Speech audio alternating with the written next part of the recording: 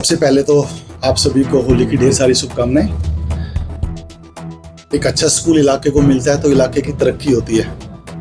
इसी सोच के साथ हम लोग भिवानी में पहुंचे कि भिवानी के लोगों को भी सेवाएं दी जाएं।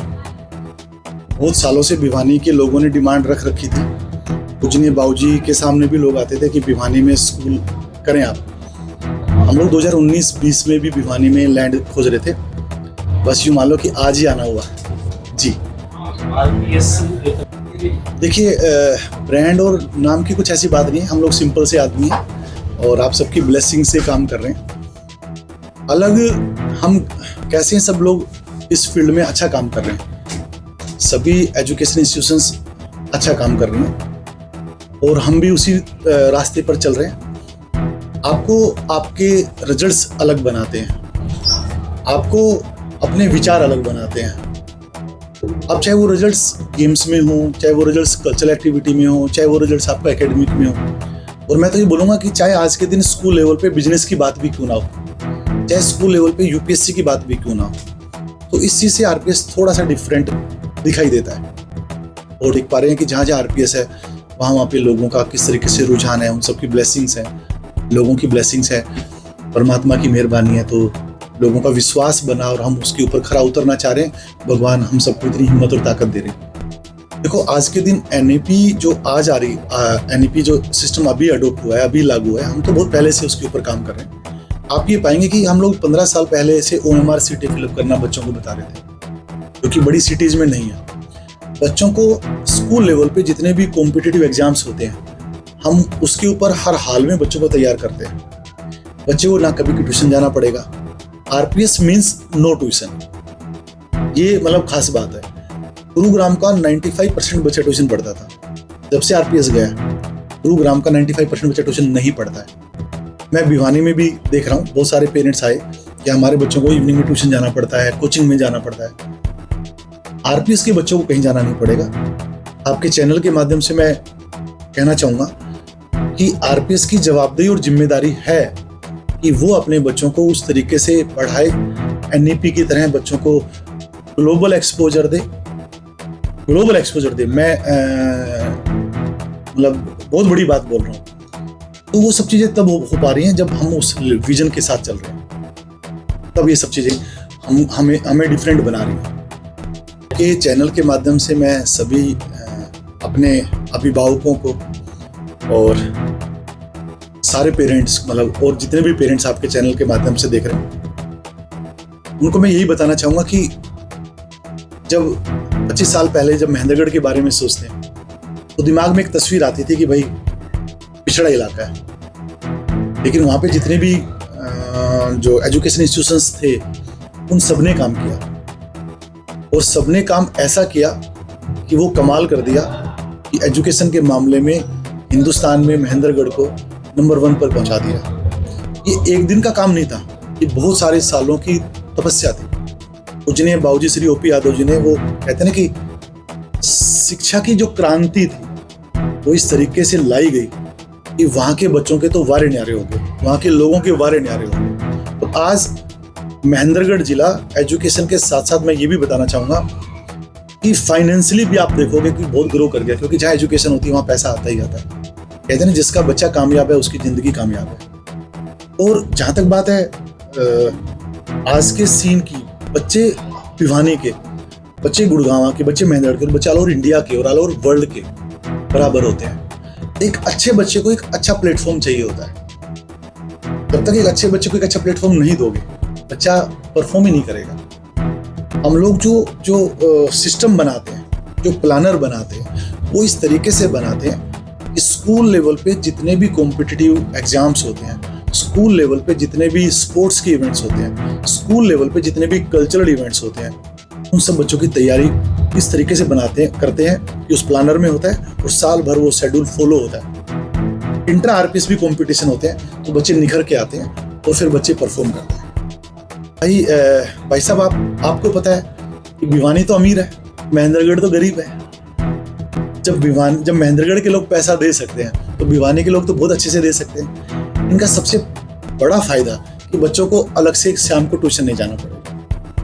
वो बच्चा आपके चैनल के माध्यम से बताना चाहूँगा कि वो बच्चा गेम खेले शाम को, वो बच्चा कोई भी एक एक्टिविटी में पार्टिसिपेट करे जो उसकी हेल्थ के लिए, फिजिकल हेल्थ के लिए काम आए, और शाम को जो स्कूल की तरफ से काम हुआ है उसके ऊपर काम करें। बस मेरा अपना कहना है कि पेड़ के नीचे पढ़ा लो, पढ़ाने वाले में दम है तो बच्चा इंप्रेस होके ना आएगा। आप एसी में और कितने भी बड़े इंफ्रास्ट्रक्चर में पढ़ा लो, अंदर अगर टीचर्स की क्वालिटी नहीं है तो बच्चा नहीं रुकेगा। और सच मानो आप मेरी बात कि भिवानी की बात मैं करूं तो अगर हम कॉम्पिटिटिव लेवल की बात करें, सचमुच में भिवानी को बहुत ज़्यादा काम करने की जरूरत है, बहुत ज़्यादा काम करने की जरूरत है। तो एक अच्छे बच्चे को एक अच्छा प्लेटफॉर्म चाहिए, मैं इतना ही कहना चाहूँगा आपके चैनल के माध्यम से। और अब वो समय आ गया, कहते हैं कि एक स्कूल जो अच्छा आता है वो लक से आता है।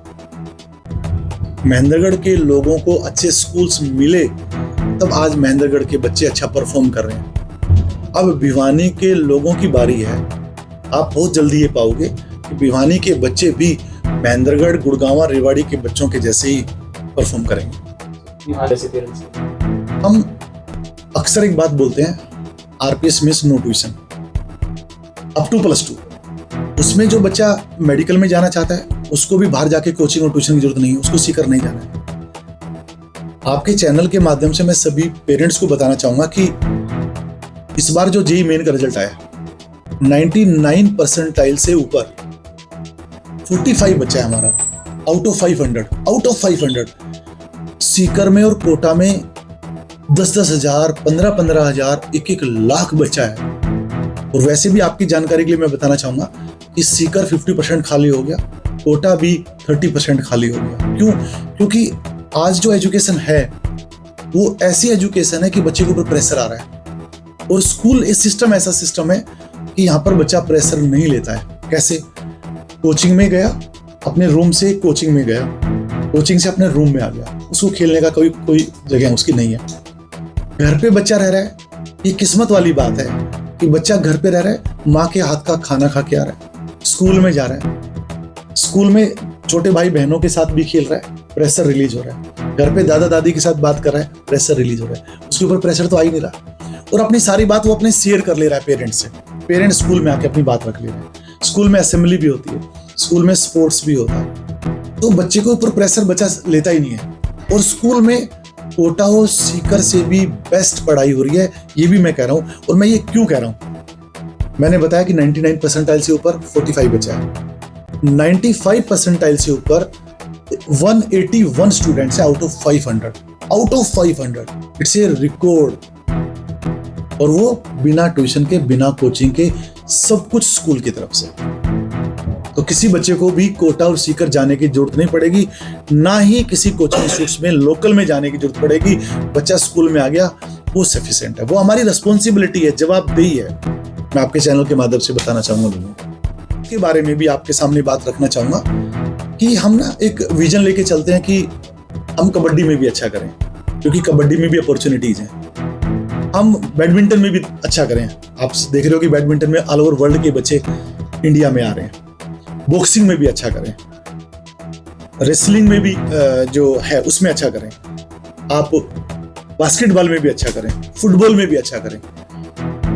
जब हम टीचर्स की क्वालिटी, एकेडमिक टीचर्स की क्वालिटी अच्छी रख रहे हैं ना, तो हम स्पोर्ट्स के टीचर्स की भी क्वालिटी अच्छी रख रहे हैं। सीबीएसई क्लस्टर में काफी बार देखा गया कि आरपीएस का final match RPS versus RPS ही होता है। उसका रीजन है कि हर स्कूल में हम काम करवा रहे हैं। तो बास्केटबॉल में स्टेट में 1st, 2nd, 3rd पोजीशन पे रहते हैं हर बार। फुटबॉल में हम नेशनल लेवल पे 1st, 2nd, 3rd पोजीशन पे रहते हैं। तो हर गेम में हम लोग पार्टिसिपेट करें अच्छे वाला। जहाँ तक बात है कल्चरल की, जहाँ जहाँ आरपीएस है, गवर्नमेंट ऑफ हरियाणा की तरफ से जहाँ जहाँ कल्चरल एक्टिविटी होती है वहाँ पर ओवरऑल चैंपियनशिप की ट्रॉफी आरपीएस उठाता है। और हम तो अब एक काम और भी करने लगे, स्कूल लेवल पे ही